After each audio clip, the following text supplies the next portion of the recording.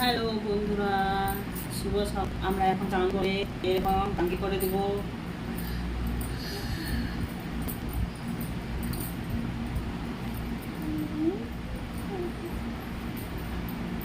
কিছু বলো।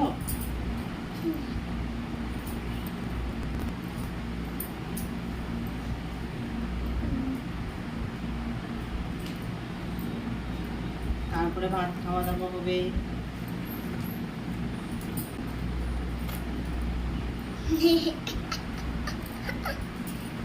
দুটো পিপি